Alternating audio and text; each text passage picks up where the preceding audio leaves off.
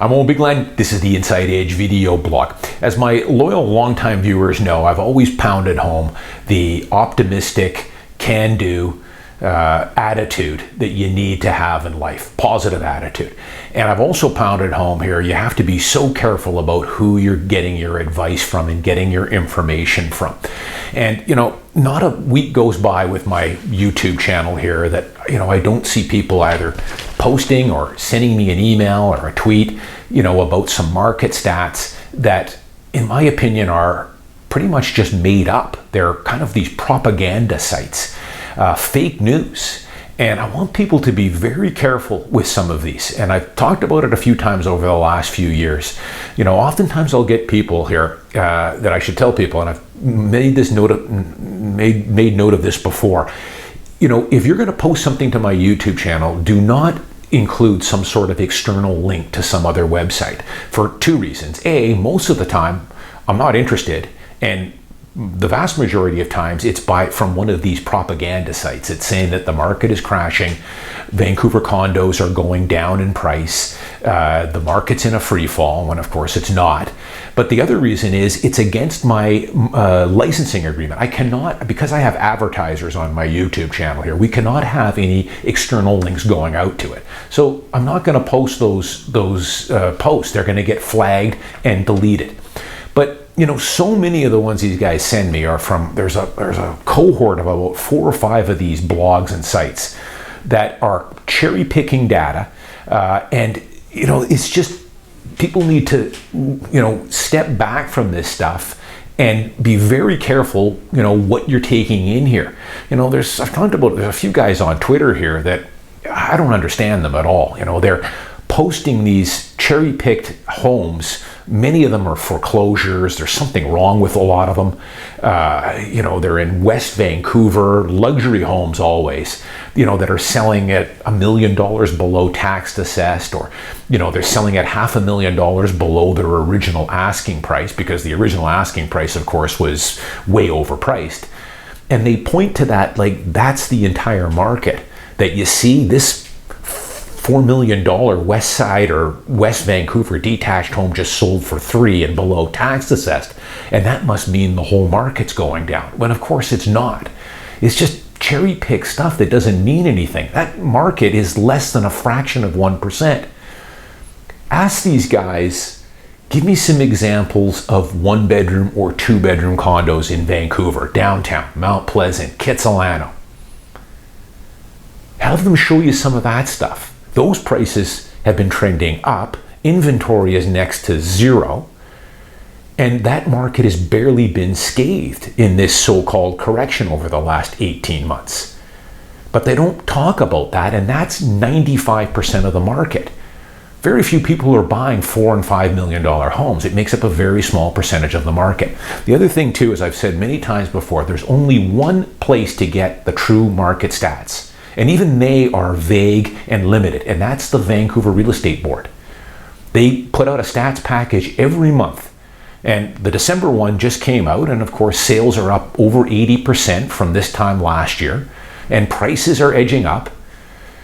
The active sales to listing ratio, which is the best stat to use for condos now in Vancouver, is up over 40%. Anything over 20 is considered a seller's market.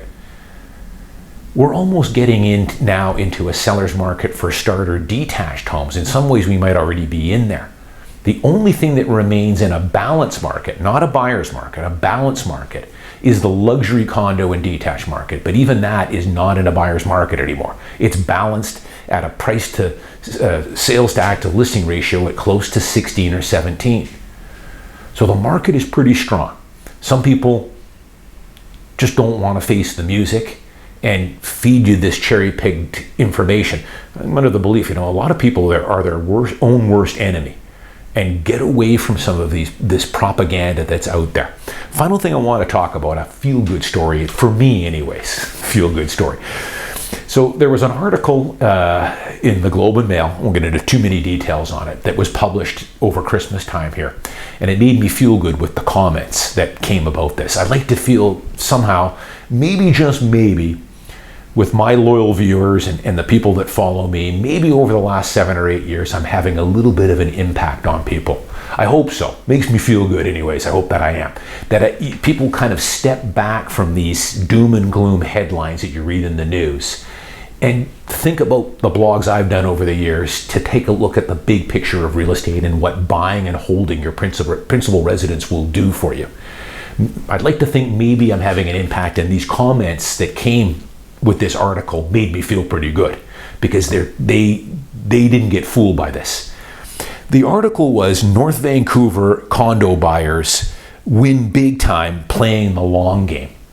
And it was a story about a couple who sold a North Vancouver one-bedroom condo back in 2016, spring of 2016. They sold it, according to them, at peak price, and then rented for the next 3 years, and then bought a condo here in same neighborhood for $610,000. Now, I don't know what they sold their condo for because they didn't get into that. They only went into the one they bought. Listed at $624,000, they bought it for $610,000. And how well they had done. So let me just kind of nitpick here about this article and poke some holes in this, and the comments also picked up on all this. First things first, playing the long game. They bought this unit in 2010 and sold it in 2016. So they held the condo for 6 years and then sold it in spring of 2016. So for me, if you've been a watcher on my blog, that is not playing the long game. Holding a condo for 6 years. If you've got to sell, that's fine. Nothing wrong with selling. But you're not playing the long game holding a condo for 6 years. As I've always said, 8 to 10 years is my minimum holding period. It will guarantee capital gains. But 6 years is not playing the long game. These people, let's face it, were speculators. They bought it in the spring of 2016. They decided to sell it. Now, they didn't say how much they made, but they alluded to the fact that they sold it at peak price. They didn't. Peak price on condos was not spring of 2016. As a matter of fact, they missed it by 2 years, as the comments, which made me feel good, picked up. They missed it by 2 years. I don't know what they sold. I'm presuming it was a one-bedroom condo, but in my opinion, I think they probably sold, if they would have sold 2 years later, which would have been spring or summer of 2018, which was peak, they might have had another $40,000 or $50,000. But that's what market timing does. The market took off in early 2014. It had a 2.5-year run. They thought, honey, we better sell. We made $50,000 on this condo in the last 6 years. Let's sell it, and we're selling at peak price. They weren't. They were lying to themselves. But what made me feel good is they bought back in October of 2019 of this year. Paid $610,000 for this condo, and how wonderful they had done. They made off like bandits. They sold at peak in 2016, which they didn't, played the long game, and then bought back in at somewhat less price. But I don't know how much less the price could have been. The market still had 2 more years to go in 2016. But as the viewers pointed out, and this is what made me feel good, they got lambasted in the comment section. A whole bunch of smart people started actually analyzing what they did here. So they sold their condo in 2016 at what they thought was peak. They would have paid $18,000 in commission, plus another $1,500 in lawyer and conveyance fees. Then, I don't have no idea where they rented, but they needed a roof over their head. To rent a one-bedroom in that neighborhood in North Vancouver, they would have spent another $1,800 to $2,000 a month. So as the commenters pointed out, what was their rental cost for the last 3 years? It could have easily been $75,000 or $80,000. Easy, plus all their moving costs. Now they bought back in at $610,000 and would have had property transfer tax on the new purchase, plus another $1,500 in lawyers' convenience fees, and another moving expense. So, as the commenters pointed out, did they really win big time playing the long game? I don't think they did, but this is the type of stuff I read all the time here. This sizzle that the newspapers will put out about speculating and trying to time markets. You know, I call bullshit on this article. I do. And the commenters made me feel good. I actually thought when I read the comments, I thought everyone's going to say, yeah, good, nice move. These guys see you can speculate and make money, but they got lambasted. It didn't add up. They didn't sell in peak.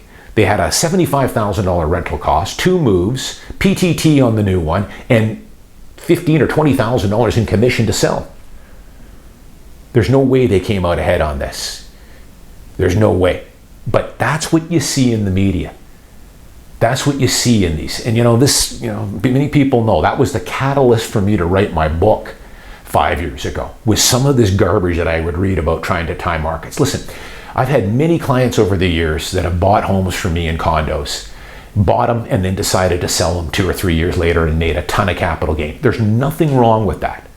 But most investors, if you really want to play the long game, play 9 innings of ball, that's holding it for 20 or 25 years, not for 6 years. But it may very well work out for you. And nothing wrong with that. I don't want to criticize people. I've had many clients over the years that have held a property for just a couple of years, but usually what they do is they sell it, they made $100K, they take that $100K plus some more money and buy something bigger and better. That's the way to do it. That's the way the smart investors do. Speculators like these people sell, try and get cute. Instead of selling it what they thought was peak, which it wasn't, and buying something else, they rent for 3 years. These people are speculators. They didn't play the long game, and there's no way they came out ahead. But of course, this article tried to paint it that way, but you're not going to fool people. People are getting smarter, and I'd like to think maybe, just maybe, my blog over the last 8 years has helped people. That's why I do it.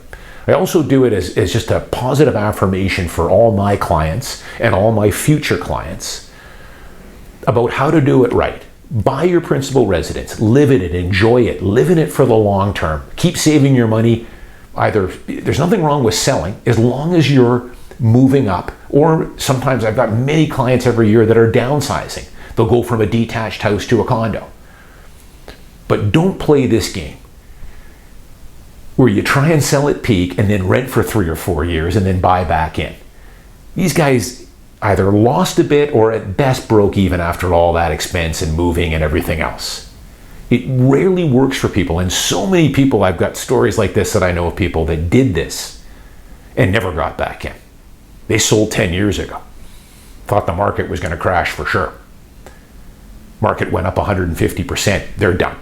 They're never going to get back into it now. And even worse, some of them are in denial.